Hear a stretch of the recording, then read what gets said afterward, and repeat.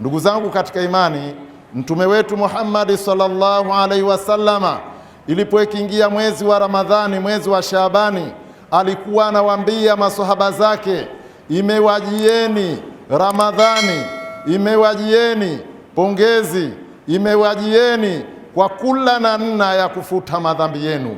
Leo munafanya nini? Leo unalala vipi Muislamu?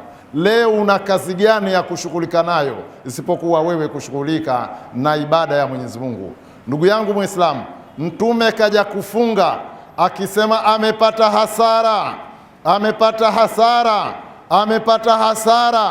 Alizungumza maneno hayo mara tatu, akazungumza tena amepata hasara, amepata hasara, amepata hasara mara tatu. Mtume akazungumza, akauliziwa, yeye alikuwa akipiga hatua kupanda membari akisema amin, amin, amin, amin. Akauliziwa na masahaba zake, ya Rasulullah, ulikuwa unasema amina, ni nani mwenye kuomba dua? Nani ambaye kuwa alikuwa unaomba dua na wakati unasema amina? Akasema, wakati nanyanyua mguu wangu kupanda membari, alinijia Saidina Jibril alayhi salatu wasalam, akanambia niseme maneno haya kwenu nyinyi na kwangu mimi, amepata hasara, amepata hasara yule ambaye kuwa amefikiwa na mwezi mtukufu wa Ramadhani kuanzia tarehe 1 mpaka ikafika tarehe 30, ikawa hakusamehewa madhambi yake. Mtume anasema amepata hasara, kayakariri maneno hayo mara tatu.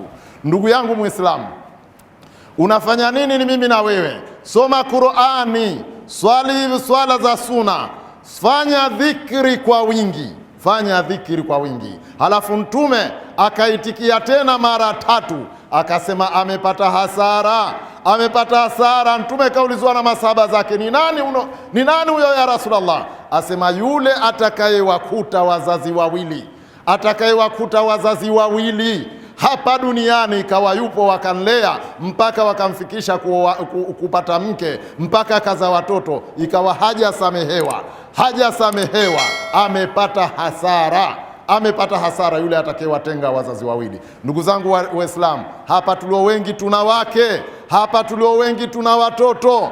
Wake zetu wasitutoe kwenye misingi ya wazee wetu, watoto wetu, wake zetu wasitutoe kwenye familia zetu, na msingi mkubwa ni baba yako, ni mama yako. Ndugu yangu Muislamu, kwa leo hutuba imetosha.